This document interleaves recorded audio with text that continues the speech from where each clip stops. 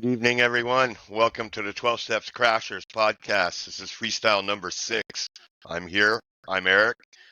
My buddy Ev on the other side of your screen. How's it going, Ev? I can't complain, honestly. Cannot complain, except for the fact that the sun's trying to kill us. There's pollution in the air. There's the Canadian team committing shady activities in Paris for the Olympics. A lot of Wait, reason wait, to, wait. Wait. yeah, They only got caught. All the other teams are doing it. It's like football when the Patriots got caught. Everybody knows they're cheating. Okay? But as for the rest of that stuff, maybe you should just have some fucking gratitude, all right? Be yeah. grateful the sun is shining. I Summer's wasn't going to go done. by really fast. Apparently, they insulted all the Christian of the world with their ceremony. So yeah, there's a lot of reason to that I could pick to say that I had a bad day. I did not because I, I I, choose not to. I don't think they insulted Christianity. I think they insulted the public school system. Yes, they did. I think it's a bit of lack of maybe some history lessons. Maybe they didn't cover Europe very well. Like, I don't know, the Who, Greek Empire. who would have thought that the Olympus mountain was in Greece? This is just novel information. The Olympics come from Greece? No shit. I thought it was an American thing. Anyways, Yeah, we're getting off track. stoicism also is American, apparently. Oh, yeah, yeah. And blue men. I know I associate the Last Supper with blue men, just like the I little do. green men. Or blue balls. Okay. Okay, let's not talk about your sex life again. We do not want to hear about the mechanical function of mating. Mating. You don't wanna. But sex sells, man. If we want people to listen to our podcast, we gotta stay crunchy. Oh Jokes yeah, aside, absolutely. That's why they show up. Yeah. Okay. yeah, hmm that's why. I'll open my shirt a little more, not because it's hot. All right. For Yeah. our audience, our friend Eric just turned 1 year old, and he's not crawling anymore. Apparently, he's walking now. Well, I've been walking for a while. Actually, okay, you're gonna want me to go there anyway, so I'll just jump into it as I usually do. Actually, that week, those 3 days leading up to the date, and remember, I tried not to put any, at least I thought I wasn't putting any importance into it too much. But that was a big fucking lie to myself. And somehow I hid it from myself pretty good. Because when those 3 days started to approach, I started to feel it. Like a lot of different things. Like I know in our share in the meeting, I talked about, because there was a multitude of things that went through my head prior to arriving on the 1 year date. I talked about imposter syndrome, and that was a thing, but it wasn't like, I know I talked about it a lot in my share, but I didn't dwell into everything on my share that night. There was a lot going on. I just never really acknowledged how much it meant to me more than I thought. Like I tricked my head into somehow believing, even though it's hard to put it into words. I never, I almost like somewhere along the way when in Heritage, when they talked about that relapse rate, it was like, what is it, 3%?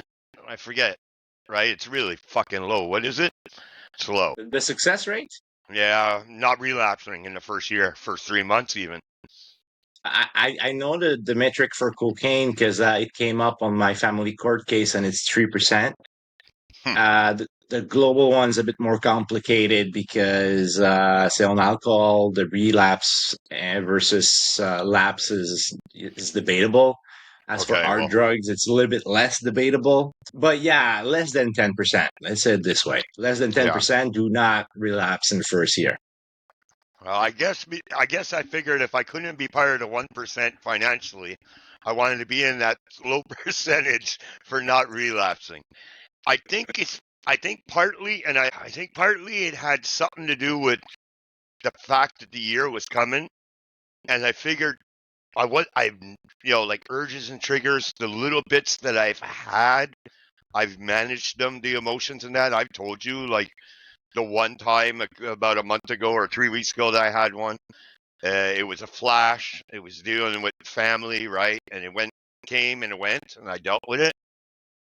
I think somewhere in my head I was worried about celebratory, like reward or something, Hmm.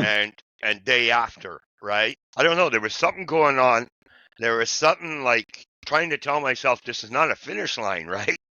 You know, be aware. Like I'm hyper aware all the time, but it's almost like I couldn't even. I had to. I almost like I went deeper into myself to try and understand.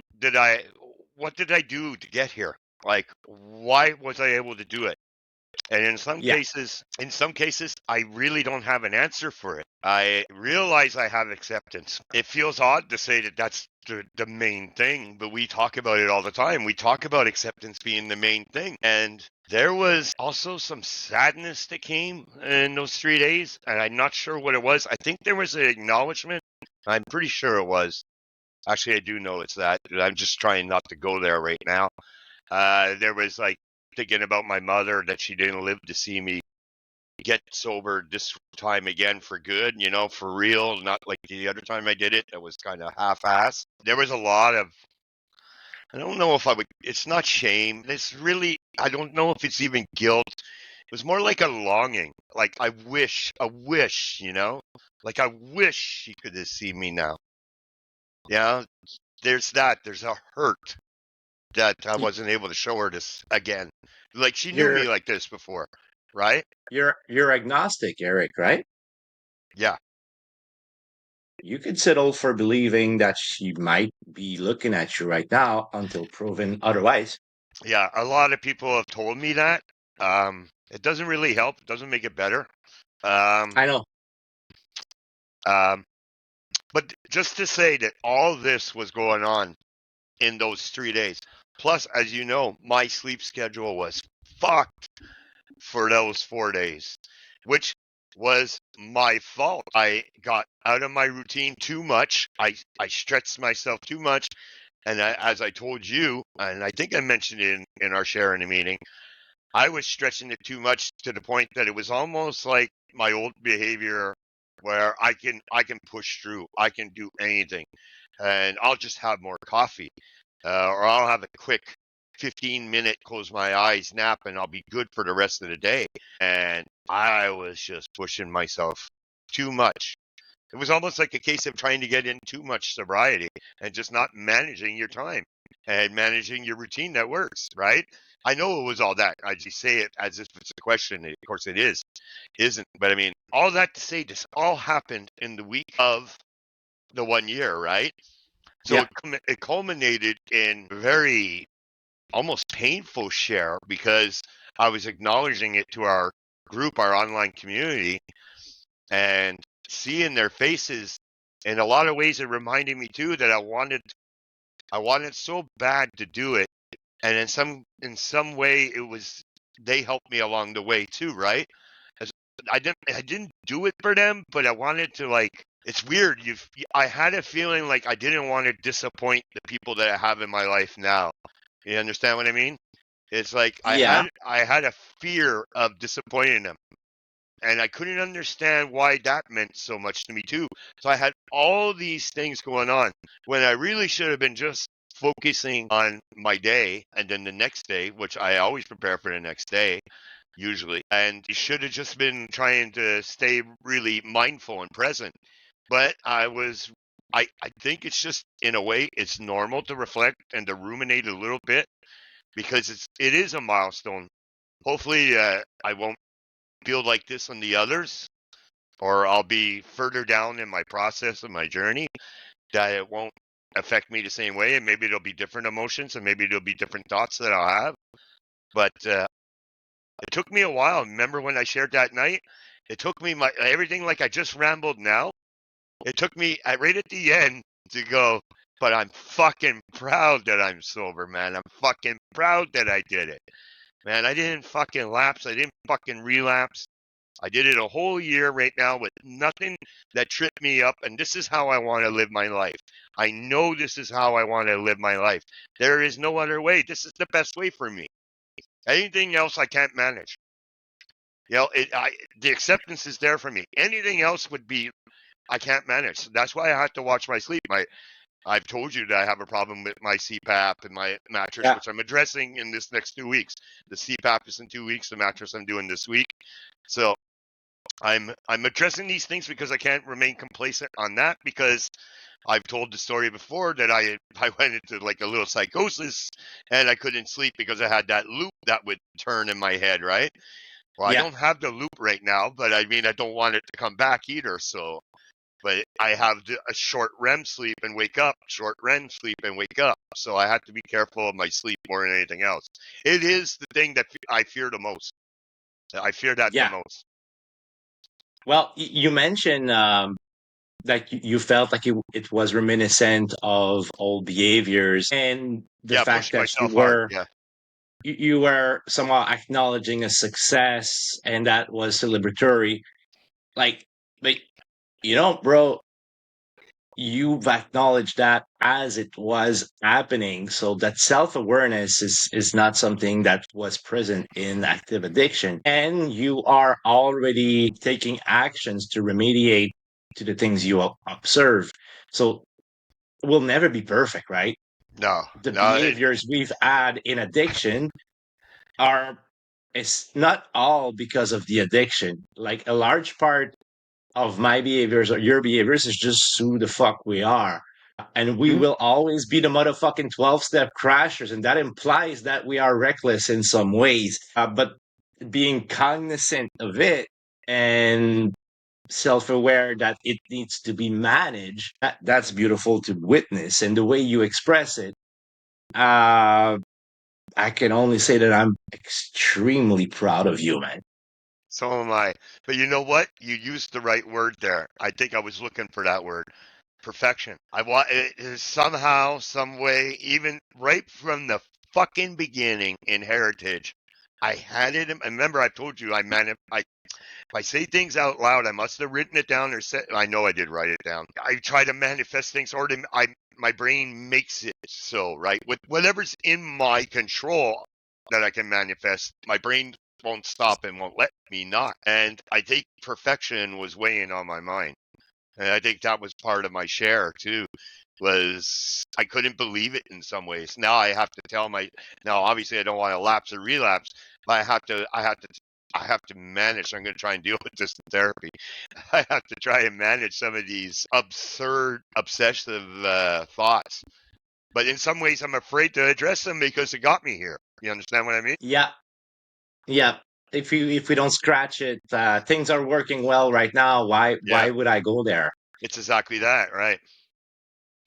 But all that to say, this week has gone back to normal. Mhm. I'm back to pumping out memes. I'm back to work. My schedule is more or less normal again. The only thing I could say is it was that second day when I didn't sleep that second day and I pushed the third day. And then I came home and I pushed the fourth day. That fourth day, I did not need to do that. Yeah, there was too So much running around. chronologically, it started like Friday when you were at my place. I'd say Friday wasn't too bad, but Okay. I needed a nap and I did nap, right? Yeah. And yeah, I did. I nap, but that should have been a sign because I hadn't worked. Usually, I have those naps on days I work, but it does happen on weekends. But I've done something around the house. All that to say, it was that. Then Sunday, I still felt fatigued, right? Then the Monday, I pushed it. I went to work, and then I went to a meeting in Montreal. And it was in the meeting in Montreal that I realized that at Madalena's meeting that I realized I'm not processing my thoughts. I can't follow the conversation very well. I mean, I can't share on this topic, which I'm trying to remember what it was that night because I didn't share. She wouldn't be proud of us. Yeah. Well, I can't remember Oh, because I was blaming. yeah, right. And I think I didn't even want to go into it. This was, like just right up before. This is prior to my milestone, right? So Yeah. I'm like trying to stay out of my head, and it's not working. I'm just, well, it is and it isn't. I'm not functioning. My brain didn't want to. My brain didn't want to do any work that night, and it was because I was tired. And it's interesting. It surprises me, I gotta say, Eric, now that you opened the door, because I never seen you being actively avoidant. And that's the impression I had during this meeting, Yeah. except for the time you opened the mouth to contradict me, which was interesting. You didn't And it actually was say a about word. drugs. It was about drugs. Of course it was. Whoops. I disagree with you. Of course you do. Yeah. Yeah, no, exactly. I didn't. But there's and that's going to be a question, maybe an affirmation. I don't know, but is there some part of like social overwhelming when you are tired? I'm asking because once we got out of the Yeah. meeting, you Yeah, were I was extremely fine. talkative, and we Yeah. actually continued the meeting on that Yeah. topic. No, in I maybe some of that, but I doubt it. It was the topic. It seemed like my brain didn't want to go there. It was like, I'm not doing this. I'm not doing this. I'm not doing this. I'm not doing this. Let's just get the meeting over. But literally, like we got out, you lit a cigarette. We were the three of us, and you spent an hour talking about Well, not it. blaming, not blaming. Not only, but in part. I didn't even come up with anything for blaming, right? No, I no, still but avoided it. that's true. That's true. But it goes in all direction So there's when something. three I'll bring that ADHD up. person talk together. Yeah. I'll bring that up in therapy. Maybe there's something there. I don't know. Maybe you hate people and you just Oh, don't know. maybe that's tied into forgiveness that we talked about just before getting on. Maybe it was the perfume in that room because hell, there was a lot of perfume. I see some things I smell, some things I don't, and I didn't smell it. Yeah, product of a broken nose. Well, it's not broken, but used. Broken is an interesting choice of word. Heavily used. Anyhow, I didn't smell a thing. But it's interesting because, well, think again to the community. We've been made aware of what milestone relapse were. And this was on my mind. Yeah, and you know the guy with curly hair. I always think of him when my milestone are coming, or whenever I think about a milestone. And all that to say that I was pretty much like you when I crossed my 1 year. Like I was mid share. There's and like by the way, today is my anniversary day, and like I didn't want people to acknowledge that even like it's just a random piece of information. I don't want to be congratulated. I don't want to be celebrated because I don't celebrate it myself. Like it's like when you say Merry Christmas to somebody that despises Christmas. That was a bit that my first year. It was an important milestone. It was also an opportunity to reflect on where am I at in my post treatment plan versus where I expected to be. So it was really more self-reflective than celebratory. But everything changed since. So brace yourself for an amazing journey on the second year. Honestly, that was not that long ago. It was in March, and we are going to be in August in 2 days, three days. Just a matter of a couple months, but like my life has just changed entirely. My thinking has also changed, right? 1 year is very early, but then 1 year and 1 day is, at least for me, it was already different. Okay, that milestone means something, not a reason to celebrate, but it means I'm growing in my sobriety. God knows, Eric, you started a podcast and a meme page way before you crossed that milestone, which means you're doing great, man. You're doing great with your sobriety. Um, Well, did you notice for some reason I had those feelings right up to the morning I woke up? The morning I woke up, I had a meme, right? I had a meme right on my page. I had a meme special for crashers, and I had a meme special for my own personal profile page. yeah, And that was the first time I really like I've been sharing stuff in that, but I never came right out of my profile page and announced, right?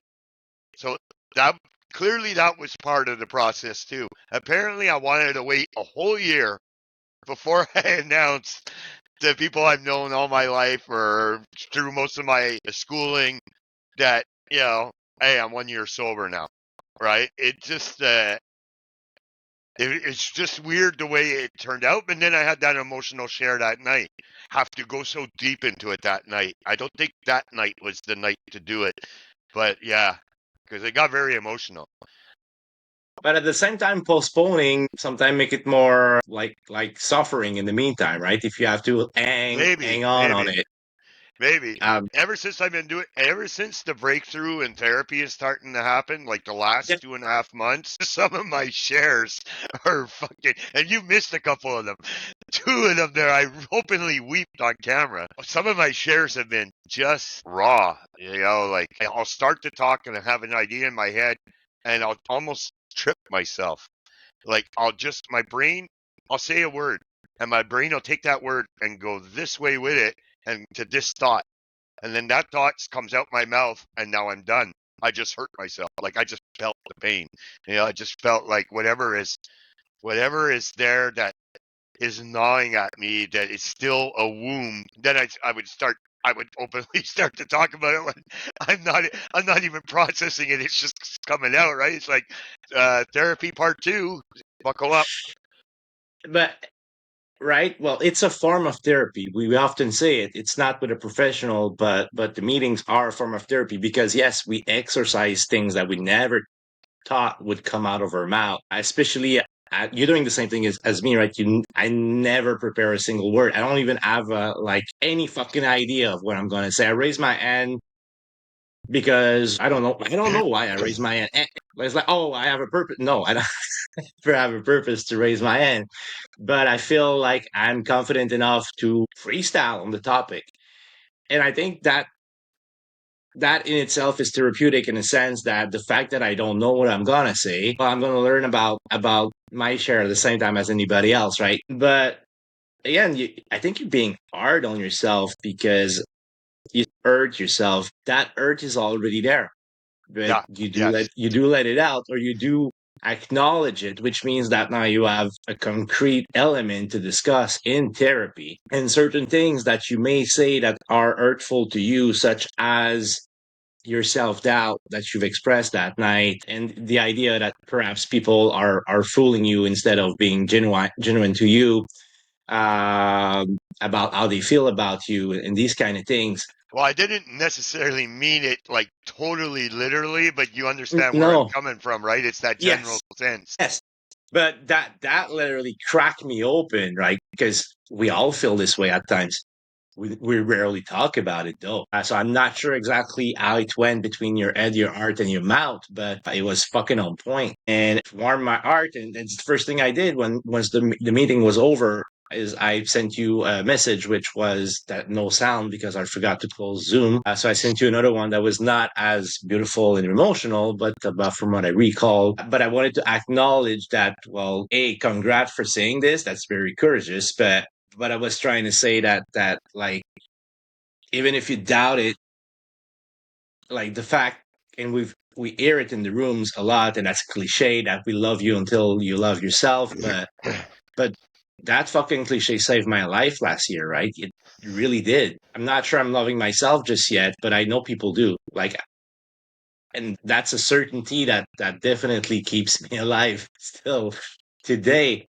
You know what I think it is? You touched on it again. Every now and I love getting feedback from you because it's almost like you pick up what I forgot. And it feels like we talk about being genuine and being our authentic selves, right? We both believe that we're reaching our potentially authentic selves, right? And I think you know me well enough to know that I don't have much of a filter. And okay. And I think there's a point that I think with everything we've talked about in these podcasts too, like some stuff that has gone on, you know, behind scenes or whatever. And it just feels like, and that was part of the 1 year. It's just, it felt like, I just feel like if I can do anything, I'm going to show people how truth is. I'm going to show you what my truth is. I'm not hiding nothing from you guys. I talk about my therapy. I talk about what I'm doing in therapy. I tell you how I feel right now. And if tears come out, then tears come out. I didn't realize until you brought it up that I don't know if it's consciously or unconsciously. It's like I'm trying to help people in the room by just go there, just get it out, talk about it. Especially men. Men don't do this, right? We've brushed on this a few times. We've tried to bring it up in the rooms. It's not a great topic for some people, but I've been it's told something many I times that my crying make people uncomfortable. I'm unapologetic. right. Exactly. Well, I'm not even talking about the crying so much, but that happens, right? It's just touching on these things that we, as men, I think sometimes that we don't acknowledge that we have these feelings, these insecurities. We keep this Yes. shit. We keep this shit close to the vest, right? Like it's like a weakness. You don't want to project any weakness or like an attack area, as if anybody in these rooms are there to attack us, right? And I think in some ways I can't do this at work, right? I can't start talking this way at work. There, there, I can't show this kind of weakness. Let's put it that way. Is I wouldn't call it a weakness. It's vulnerability. But in these rooms, this is, and I think I stressed it in the last 3 shares. I stressed about vulnerability and being raw. I think my last 3 shares were fucking almost the same. They were, I was working through something, and I've been putting some distance between me and the meetings because Yeah. I want a more balanced lifestyle, not to always be geared to the meetings. While I need it, I've talked about it before as a maintenance and as a routine. I don't want it to be set in stone as that is a permanent thing 5 nights a week, right? And so Yeah. like I'm trying to fit my post treatment program, which was two and an optional, 2 meetings and an optional, which is, And, whatever night I want if I feel I need to share. and I gotta say, Eric, especially the freestyles that we do together, like this one, it's like an extensive share, right? For me, that has pretty much the same value as a meeting because you give me feedback, I give you feedback. Like it's very raw, it's very in the moment, for like sometime an hour and a half. Um, Not that the meetings are not valuable, and of course, it will never replace hearing from 30 some people's story in a single night. But we are actively working on recovery. Undoubtedly, even if we wouldn't go on a single meeting for a week, because the circumstances would be that, we're still recording 2 fucking podcasts. Well, look, and you're right. You're right. And I think we've come to accept this as part of our therapy because we realize, for one thing, we know each other enough now, me and you both, that we kind of catch each other in some of our bullshit and some of our bad routines. Like we pick up on it now because we spent enough time together that we start to notice things. So there could be nobody better to like to call our bullshit, right? For that, like they can't do that in a meeting, right? They can't come out and start criticizing you or that. They're there for positive reinforcement, really, right? To help keep your spirit up, to help you give you a number to call Yeah. if you're really you need to talk to someone and stuff like that, support. But they're not there to like no, man, don't you hear your bullshit? No, but we Like do they that. say, will you stay after, like, stay in the room after the meeting? I got to talk to you. I want to talk to you, or I will call you as a That's one on one happened, thing, right? yes, but not to Because me, but yeah. being invalidated in front of a crowd, it's differently than a one on one session, right? And also, like, we say it's therapeutic, but it's definitely not therapy. It's sympathy. It has to be sympathy. Regardless Empathy, of yeah. what the fuck you have to say, well, the fact that you're saying it is what matters. But the feedback is rarely gonna be, I disagree with that fucking pile of bullshit you just said, my man, for That good would be reasons. bad, huh? And it's also right, opinions are subjective, and it's not the place for a facilitator to Yeah, but it go wasn't what into the depth of their opinions. that's what I Some meant. I wasn't suggesting it should be. They walk a fine line, and they do it very well, our facilitators.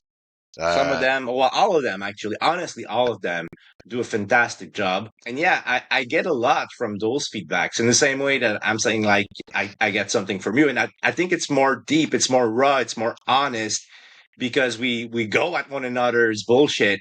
As you say, I want to say in the meetings, the feedback is more the other way around.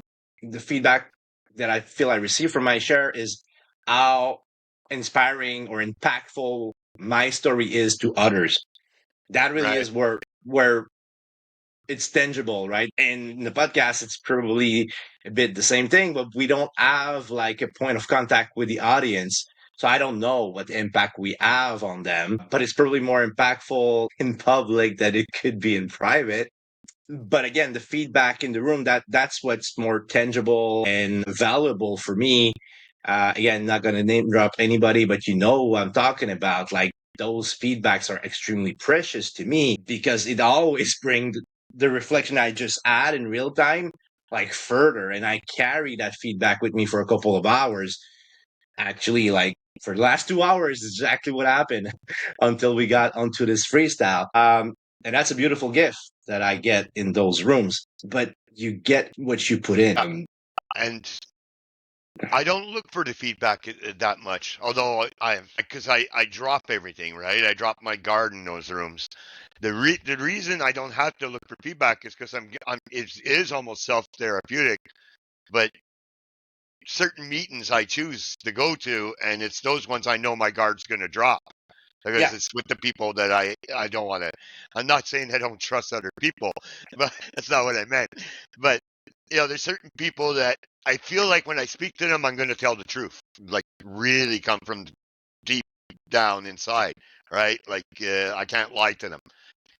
There's that in the meetings that happens to me sometimes, and yeah, it's almost like a self-therapeutic. It's like whatever is left that I haven't talked about in therapy or whatever I touched on in therapy, because therapy is only 50 minutes, right? So sometimes it'll like hang around, it'll carry over, and oddly enough, a topic will be close enough to wow. It's like, okay, yeah, I've been doing that. Maybe not this week, but the week before, and yeah, and it'll bring me somewhere. And it's just, yeah, it's all that to say that it's, and how many times I know I keep repeating it. It's like I feel like Ryan, our guest that was on. You have certain Yeah. things you repeat and say to yourselves, I can't keep my mouth shut. When my mouth is shut, like I was in that meeting in Montreal, when my mouth is shut, then I'm probably not in a good spot. I'm at my Yeah. best, or I'm at my most solid when I'm speaking. Which is the whole point of our meme page. The whole point of our podcast is we don't know shit about fuck, but we're trying, and we a lot of people are not going to appreciate my opinion. I'm positive of that, but I'm coming from an honest place, right? And if you got something for me, then I want to hear it. But also, I keep tight. I hold on tight to what I believe, what are my principles or my values, and I don't stray from them anymore. And I'm careful about that now, which I was never careful about before. And again, that just speaks to the CBT therapy training, right? Yeah. But there's something you just said, Air, that really enlightened my little brain for a second. Little. Uh, yeah, well, that whatever size brain. I haven't had a brain scan since getting sober, so I don't know what's left of it. But it works the way it works. Yeah, it's interesting because we are opinionated. You have to be. You have to be opinionated to run a meme page. You have to also to host and direct a podcast, right? So that could be problematic, like becoming an ego thing easily. But I'd like to say that our positioning and especially like setting the framework is that we are in early recovery and we don't know shit about fuck keeps us humble. Honestly, like when I say I am willing to be proven wrong on any assumption that I have, I fucking mean it. Because I came in treatment with a shit ton of assumptions. Like I carried 3 decades and a half of assumptions with me and I left without them. And I don't want to build some more assumptions. I want to lose as much assumptions as I can.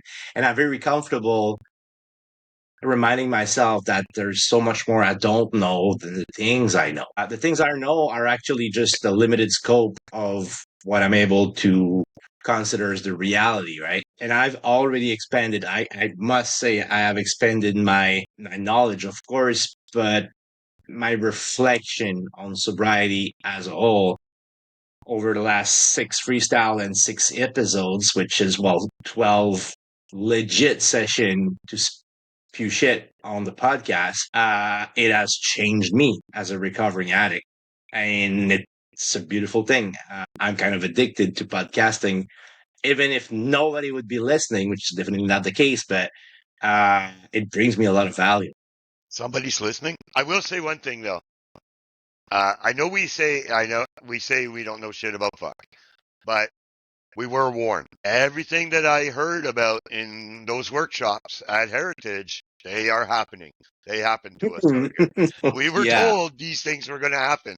Some of these emotions we were going to have. This problem with my sleep, that might never come back. I've been told this, right? All of these things, we know all this. It's not like we weren't given knowledge. I have all my worksheets. I have my notes. I mean, they're all there. I go back and look. I'm going to look and go, holy shit. I've been dealing with this.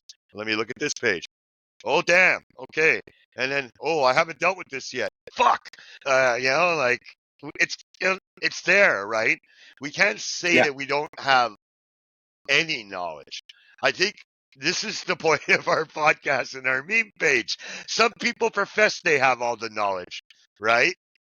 That's where the humility kind of bugs me, and I like to think I got stats, I got scientific methodology, sample groups, controlled groups, actual data, not just from a meeting gave in their opinion that they were sober. Surrender, bitch. Yeah, well, so in some ways we're not. I know we try to be humble. We try to appreciate everyone's methodology and their road and their program, because if it's working for them, how can we say otherwise, right? But it doesn't mean ours are not valid, and our point of view when we talk about our tools and our stuff that we learned at Heritage, it meets the same fucking value. Because as far as I'm concerned right now, it's working, and we know people in the rooms it's working for.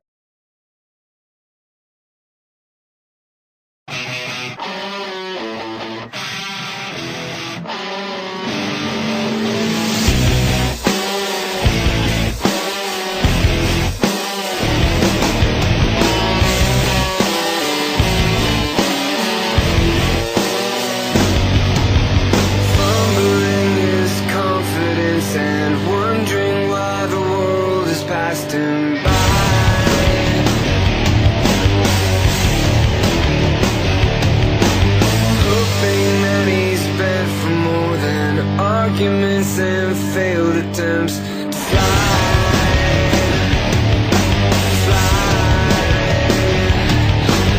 We were meant to live for so much more, but we lost ourselves. Somewhere we live inside. Somewhere we live inside. We were meant to live for so much more, and we lost ourselves. Somewhere we live inside.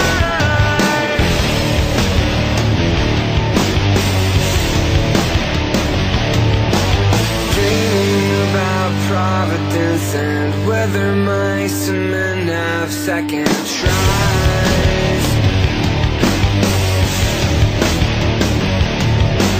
Maybe we've been living with our eyes half open. Maybe we're bent and broken.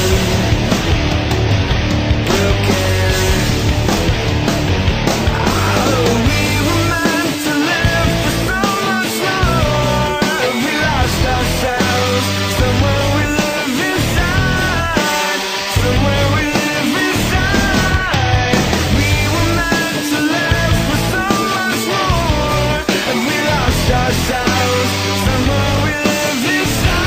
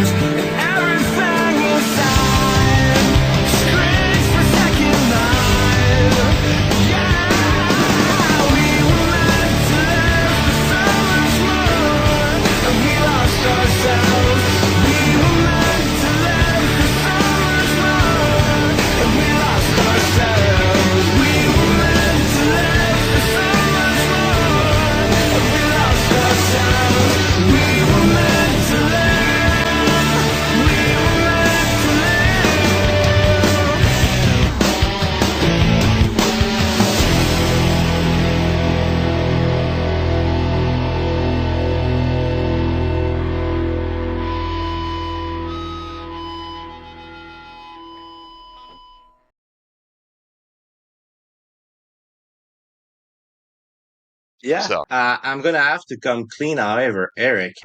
I'm being mailed a chip okay, uh, this you're week, being and I'm mailed really a proud chip. of it. Okay, Yeah, well, that's a very interesting type of 12 step, which is Codependency Anonymous. right. I know you're in that, right? It's funny because they don't really have sponsors and sponsees. It kind of really made me giggle when I heard that on the meeting I went. But try to get yourself a sponsor in other, like in AA or in NA. Was like, well, why though? Why would Yeah. I need that? Anyways, Did they know you came from another program? well, codependency usually is a comorbidity Yes, or a but prerequisite to become an addict. So it's not like it's segregated the one from the other. But the program itself, there's God in it because they don't bother translating the content. It's pretty much like adapted from AA, right. but it is definitely agnostic. And if you go through that process of doing, and the steps are not, they're the same, but that's not exactly the same type of work you have to do. You don't make amends when you're codependent to begin with. That's a very codependent thing to make amends. Same. um but yeah, it's agnostic, and there's a definite start and end point. you Okay. don't you don't go in You don't coda keep going. forever. Right. You Yeah. don't spend, you don't, I w- you're not miserable for fucking 35 years yeah. This don't expecting sound. to be This don't cured sound like by 12 God. steps. Like Yeah. Okay. that's um but it helped me see like the concrete value of a 12-step program for me. hmm Like this program has tremendous value for me. I went to 2 or 3 meetings so far, but as the first one that I actually like, okay, I'm gonna settle with that group because well, it fits well with me, and they're sending chip by the mail. So what the fuck? That's great. Yeah, it makes sense also because it has nothing to do with substance use disorder for me. Right. It's a bigger problem. It's subjectively a bigger problem for me, and this is my reason for therapy. Well, one of them, but like so my care plan is quite diversified. It was already not only about substance use disorder. I didn't know though when I first started to do that post treatment plan. There was my family, my kids, my relationship dynamic, which all in all landed into me discovering in couples therapy about the depth of our codependency. And then at that moment, I adapted my plans and, well, I have to work on this. If I ever want to be something else than alone in my life, it cannot happen before I'm comfortable alone. And I'm able to get into a relationship without depending on the other person or having her depend on me, because it goes both ways, right? It's controlling aspect of a relationship when you ensure that the person is dependent on you, like you value yourself by the fact that you are guiding or dominant in that relationship, if you will, and both coexist. You're extremely dependent for comparable reasons. So yeah, and all that to say that I announce it to you, I have found a program that is 12 step that does not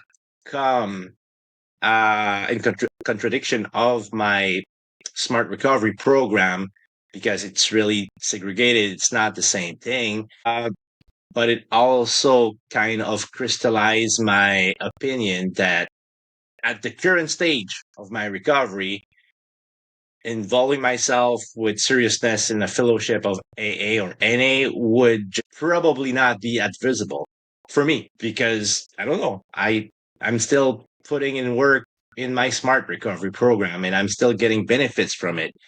If I plateau at some point, well, I don't know what I'm going to do, but I don't see myself plateauing anytime soon. Why was I talking about Coda? I'm not sure. Yeah. Well, you brought up the chip. What color is the Yeah. chip, by the way?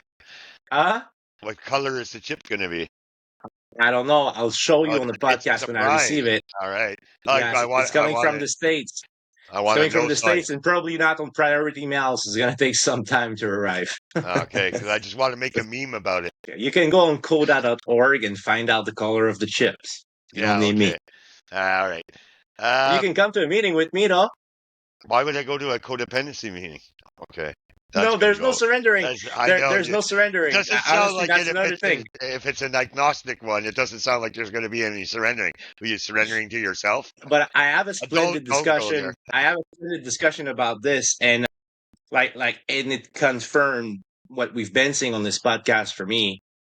Like, our contemplation, and then acceptation from the way that smart recovery described those steps that comes before taking action encompass everything of step like 1, 2, 3 kind of Yeah. thing, right? Right. Yeah. It, it it might not be the case for everyone that works smart recovery that they actually went through that process, but I think it's fair to say that we were already there before landing into rehab. Like, I had surrendered to the fact that I would never use again because I was unable to use responsibly. Even if I could, I didn't want to. Yeah. Like you I was closed the done with door. Yeah. using. Yeah. I didn't need treatment to know that I was done with using. And Exactly. that's, because you got to understand the context that people come from the street Yes. to an AA Yes. in-person meeting. Well, this is They why don't we've. they don't come out of treatment. That's So right. that's why that surrendering part is important, because they might not even be in pre-contemplation. They might be there like against their own will to begin with, like they were forced by a loved one or whatever. And then some of that content brings them into pre-contemplation or contemplation. Like, you need to move forward. And that's how I finally made sense of what that surrender thing is in 12 step. And again, that's an opinion. But I've never argued that point. I've always argued the point. And don't forget, the examples we've been given in some cases have kind of proved it just fueled our memes, right? Our comment sections and pages that we visit or they visit us and stuff that's happened otherwise. My issue always, I understand how many, I've said it many times, it's egalitarian, that it's accessible and it's free. It's necessary. But I've always said that's not my program. I don't need it. Don't come at me and don't try and sell me it. You're right when you say there's people come off the street and they're not in pre-contemplation and they need to surrender to something because we know this. They already surrendered, right? They already surrendered their life to drugs or alcohol. They definitely need something to grasp onto. We talked about this in some other cases before. Someone's accused CBT therapy in one of our comments sections of being just gaslighting yourself. Well, that's exactly how I feel that AA is. It's just gaslighting yourself.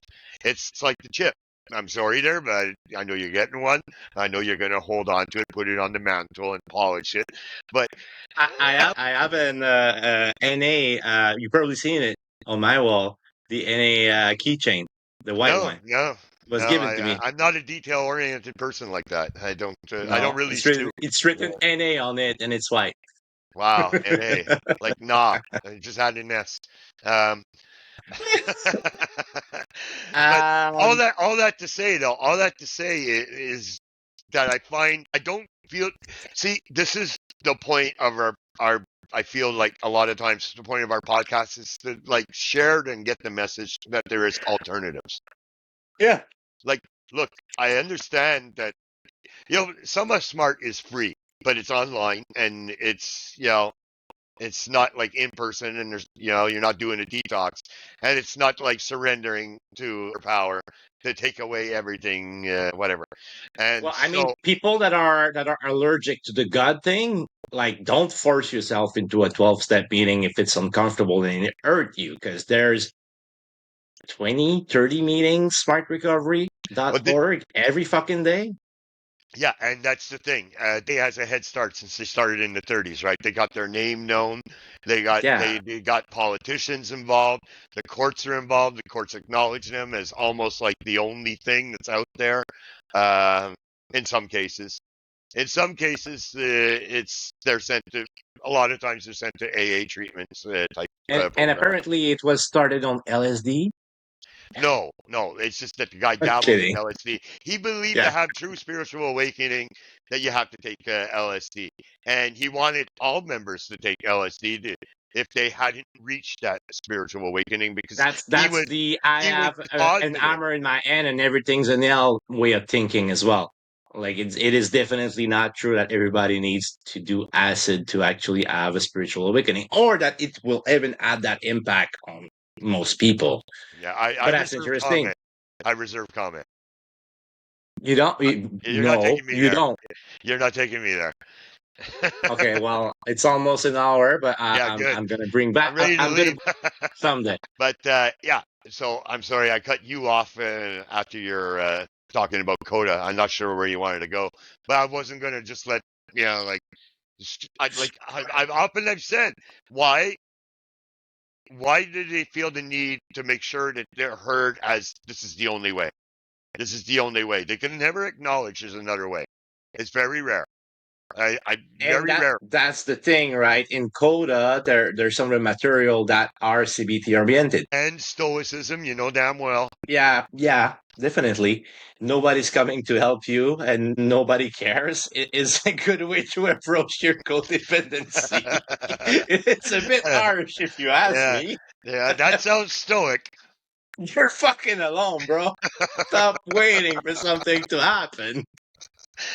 You should see in the Stoic Bible that I have. You should see the chapter on grief. It's 2 pages. Deal Yeah. with it, motherfucker. Deal with it. Now turn the fucking page. It's done. Wow. But you Yeah, got to you put weren't it into big on that. context. Like 300 years before Christ, people were dying like at a higher rate, and younger. They were dropping It was in the not as streets. tragic. No, they It were was dropping in definitely the not. streets.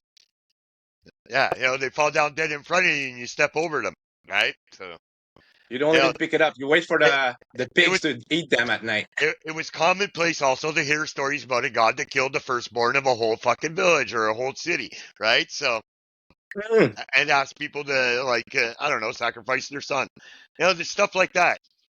That comes Yeah. back. That's a tradition that comes from all religions and or early man superstitions way back. So Well, let's just say sacrificing. we cannot rely on stoicism to actually address the trauma of grief. Exactly, which is why I go to therapy. My therapist is not a stoic. I picked the right one. He doesn't sit there and just tell me suck it up, buttercup. Yeah. So You're surprising me that you didn't pick a religious therapist. yeah, I hate to argue with him, you mean? Maybe after I finish spending this $2,000 or $3,000, I'll go have some fun for a while. Doc, I need some memes. Just to close the loop on why I brought a coda in my participation in those meetings is that I don't believe, because I went there like in March last year, and I Yeah. was very uncomfortable. I was even more uncomfortable than when our group integrated some AA stuff, right? Because it was unknown, and past experience I had in CA was fucking awful. It was just plain awful. So, like, the fact that I had that apprehension kind of killed it for me. But doing the podcast, discussing that topic, and actually, like, I believe very honestly reflecting on the topic, you and I, and certain of our guests as well, I came in with a different mindset. I was not trashing. I was literally going for my own interest, but with a very open mindset. The same type of open mindset that is required to succeed at Heritage. Hmm. Right. Exactly. Yeah. I don't know what to say about that. I mean, I don't know the program. I guess that's why you offered to have me come. Maybe I will take you up on that offer. We'll see. I'm not against finding I was a good meeting, but like I said, there's a lot of things that I've done a lot of reading. I have an AA book here. It's my uncle's. Mhm. It's my uncle Yeah. that died. So I've gone through it. Holy God, is it a horribly written book? I'm sorry, but it's just horribly fucking written. From a standpoint of reading, and I like to read, I don't like reading that. It's almost as bad as reading the Bible. It's So really horrible. I But think I nailed it. No, the Bible is at least poetic. It's complicated in some aspect. no, depending what guy Because in one monastery wrote it. certain texts carry up to 30 different meanings and acknowledge meanings, right, in the Bible. So that is a bit twisted. As Well, we not just that, the established, translations into English are not what they are from the actual language. So, no, and I've read the Bible in French, which is, I'm convinced, extremely different from the Bible you've read. well, probably. I've read The Bible we read, or in general people read, like the King James and those versions, are really bastardized versions of the oh Hebrew yeah, texts and that, well, and they got through uh, so many different epochs where they rewrote it again, depending on the times, and omitted stuff depending on the times they were living. I and mean, the politics necessities, they exactly. literally that what they needed that thing to say at the time. So yes, there's that. And that's interesting you use the word bastardized, because I'd like to just turn it a bit more positive by saying it is simplified for the common denominator. Like, you lower the bar so it's accessible for most people, which is not necessarily a bad thing, because prior to that it was, Depending on your point of view. what I mean is that prior to that, it was an elitist thing to actually even read the Bible. The only way to consume your Christianity was to sit on a fucking chair and being fed by somebody that says what he understands from that reading. Yeah, telling So, the person sitting in that chair that they're anointed by God. so having a simplified Bible that sits on everyone's bookshelf cut the middleman in many ways, right? Hmm. You don't have to be a scholar or anybody special. You can read that fucking simple book. Yeah, that And was their big mistake releasing that book. Because, boy, the simple man, you didn't want to give it to them. well, Sorry. the rest is history. Yes, filled But with wars. the intent is very similar to the big book. There was, after the war, an epidemic of drunks, like Well, more than ever before. just the Great Depression and Prohibition was around the Yes. time that they got formed. So, Yes, it got bad. There was a critical necessity to address the problem, and AA succeeded at that by simplifying it to the maximum. Like, it's, as I yes, said a couple times, it's entry level spirituality, very much. but it's very not negative. Like I even said to a friend this weekend, my charming lady friend, I told her that it's not insulting, but I told her AA is the McDonald's of spirituality, and it's a good thing because everybody fucking loves McDonald's. Everybody, even if they say they don't, they will stop at McDonald's at least for a coffee. And most people worship McDonald's. Like, I expanded a bit further than I should to be funny.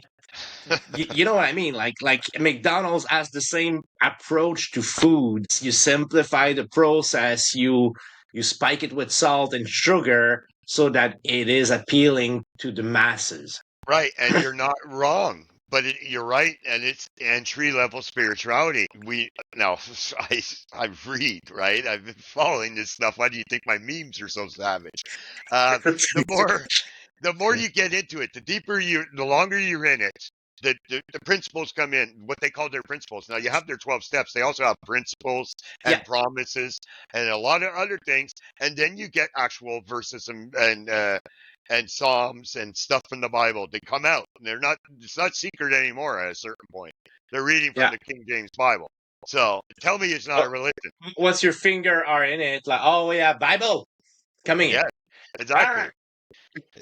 Tell me I don't smell a cult, right? Can't fool me. I went to school for that. Fuck, I studied cults and sex. To be fair, Bible is less of a cult than just a plain religion. I wasn't. I don't know. Semantics, right? Semantics. Yeah, Semantics, especially the second Testament, right? So yeah. Also, very McDonaldish spirituality, Second Testament. oh yeah, I'm glad you said it. I actually don't mind that one. It's not full of vengeance and killing people and hating on people and And there's a lot of stuff in there. I don't find it's funny. I read a lot of the Bible. I don't really like it. I don't find it very useful. A lot of it feels like just elders in a village should have came up with their own rules that were going to be fairly simple without all this other shit they tacked on it. And you know what? A lot of tribes still living in the Amazon live by those simple rules. As long as we don't go fuck with them, they're fine. But it's interesting because, like, of course, it's important to always contextualize to the time and ages Exactly. where this was written. Why it was That- necessary or why it was used. It was a control thing too. So But the older I Well, grew, very as a kid, it was not that clear. Even as a teenager, it was not that clear. But the older I grow, the more I realize it conflicts with my core values. right, exactly. A long time ago, I figured that out. Very young. Well, you're a bit older than me, right? Yeah, but I So was still very young when I figured that out. I really have a no bullshit radar, eh? I really don't like it. There's stuff I won't like right away, and I make no apologies for it. People do. I make no apologies for my opinion on them. My gut tells me that. My gut, when I don't follow it, I fucking end up regretting it. So in sobriety, I'm very careful to follow it. I feel the same way about that bullshit that I read a long time ago. So but don't get me wrong though. Like I was very young when I associated the fact that structured religion or a structured cult, because I knew one from the get go, was against my core values for several reasons. But I did not bring that exercise to the scriptures because I didn't feel the scriptures were the problem or the beliefs. Not even the beliefs. It's the ruling and again the organization. Oh, there's that That too. to me I has wasn't very even little to talking do. about that. I wasn't even. I don't even. The organization. I wasn't even bothering with the mafia. But in just in general, like this is why we've talked about getting other guests on. They're gonna speak to this. People that Yes. are actually spiritual, or actually, for a better term, better Wiccan or Hinduish, or out there with other Buddhism things. is a very, very popular path for sobriety. They even have I've seen that. Yes. the 8-step program. Yeah. Very interested to learn more about it personally. But it also, all this to say, it depends where you want to go in your sobriety, because some of this stuff, and this is the thing, some of this stuff conflicts with everyday life in a way, or in society right now, the one we're living in, and the exact actual location you're living in and I'm living in. There's a lot of conflict with the ideas and the principles that some of this stuff. To apply it properly, we'd have to follow Sam out to British Columbia or Okay. Alberta. I'm gonna say one thing. It's dangerous to isolate in the community. I know that from birth. Yeah, right. I know you know that. And if like the principle you live by, the way of life that you choose is marginalized or secretive or in the obligation to be anonymous, there's a couple red flags, potential red flags. Now, I'm not saying those are, Yeah. but I hear those what are you're saying. risk factors to further isolate you. And well, drugs or alcohol would not be your most significant problem Not at in all. such situation. Autonomy. Yeah, or ability to get better, because that's another interruption. For me, Hmm. drugs and traumas were an interruption of my life. Right. But being put into like a very, very rigid framework that is not even me. Like I have to force my way into that shape. Of course, I'm not comfortable. Like I have to bend to fit it. You get the image I'm trying to say. I'm trying Yeah. to give, right? So I will never get comfortable there. I'm really gonna get numb again. So you know that there's backwards result, but that's me in the way that in the it is not incompatible the way of life that Smart proposed because it's a balanced life. Exactly. And That's that's my a very point. good entry point to do anything that could after, be or yes, could be if you taken to so the extreme. choose. Like I Yeah, want to go into a balanced life that include 12 step, but I want to be balanced about it. Like I want to be balanced about everything else, right? So I think there's a good synergy there. I will say, because I know we're hitting the Yeah, clock. I will yeah, kind of summarize.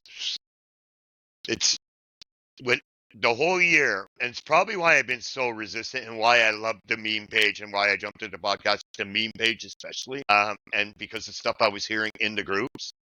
Um, somewhere along the way, and it's still stuff I'm dealing with. Like, there's something I don't like about myself, and I have a funny feeling it's keeping my mouth shut still. What I can say about sobriety and my first year in sobriety is I have really begun to find myself, and for everything and the life I lived, and for everything I did during my lifetime, somehow I didn't totally lose myself and totally corrupt myself, and held on to certain values that were intrinsic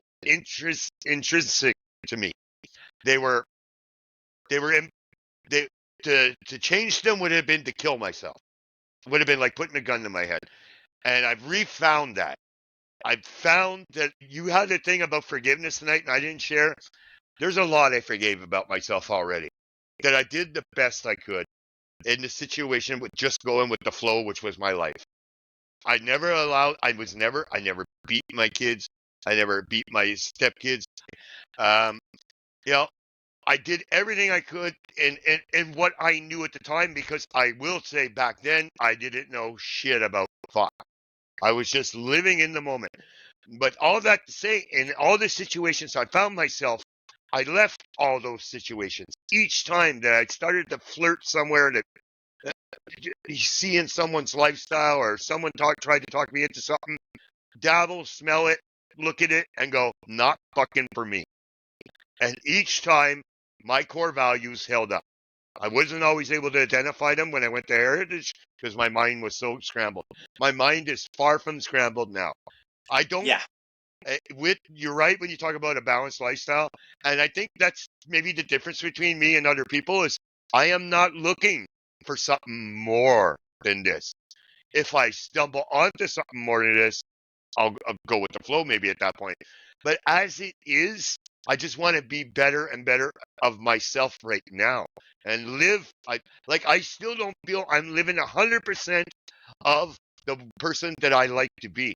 And I think that's what's emerging. And it has nothing to do with religion. It has nothing to do with 12 steps. And much like I took ownership of my sobriety, that I did it, and with the help of the tools and the stuff I learned from the Heritage, I'm taking ownership of that too. I do not surrender anything to any fucking fairy tales and any fucking sky daddies or blue Uh, fucking things. Look, I can only control what I can control. Fine. And that's exactly what I plan on doing. Not wasting any time praying about anything else. You listen, understand what I serenity mean? prayer is genius. Honestly, it is genius, and it applies to everything in life. But I want to say that you also emancipate from smart in your affirmation right there. It is your recovery. And if smart tells you to run into the fucking wall and you don't feel like it, you won't.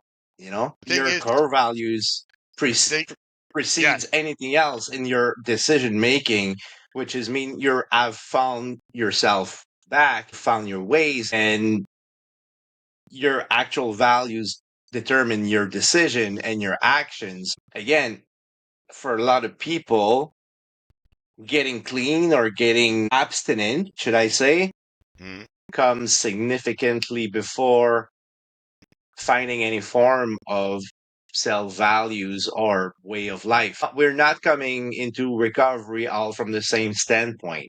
yes. Uh, Not everybody's fit for smart because cater to a certain academic degree. Then again, it's if it might not be McDonald's, maybe it is more like Applebee's. I've never eaten at Applebee's, so I shouldn't laugh. Maybe Applebee's is really great. You have Applebee's, your we need a passport? sponsor. You have your Uh, passport? no, I don't. I forgot. Well, order it. We're gonna go to Applebee's. Oh That's a fuck. new goal. Oh God, is it really? Really? Don't we? Should we have higher goals? I don't know, like Italy or Greece. I hear they have like these reenactments of the Last Supper in Greece. But Okay, forget about Applebee's Red Lobster. oh fuck, I'm allergic to lobster and crab. Anyways, anything just mid upscale again, but How it's about how it's not about a a Chipotle? Chipotle. okay, okay, I like Mexican food. not Chicken Phil because they're homophobic. Yes, I've heard that. But anything else, uh, so it's catering to a smaller niche of people than 12 step. 12 step is meant to be accessible to everyone, especially those willing to surrender. But not even the No, concept you don't of have having to. the surrendering there is We to make just people understand that they need to accept it because they won't right. accept it on their own. That's right. And we just had a guest, Caroline, that just doesn't. Her program does not have the surrendering. Well, the surrendering to a higher power part. Right. So Well, it's a different kind of step to when she gets to that one. It is yes, about I acceptance. It is. So, but that's a meeting I really want to go at, right? There's oh, one in person in Montreal, but there's few online. Not sure whether schedule is going to be in the next couple of weeks, but I do want to see a 12-step agnostic AA meeting. I can't see how it's going to be a lot different, but I'll go just to witness it myself too. It, Yeah, it I, because anything otherwise, sobriety doesn't hurt, well, essentially. and otherwise we're talking into the ether here because we don't know what we're talking about. So Exact. yeah, it's not like Uh, this. I've studied. on this, Eric, as you said, it's Céline Galipo times on the Okay, news. We're missing Céline Galipo, who's which that means again? Minister or what? no, she's the news reader for Radio Canada. Oh, I don't have the French channels.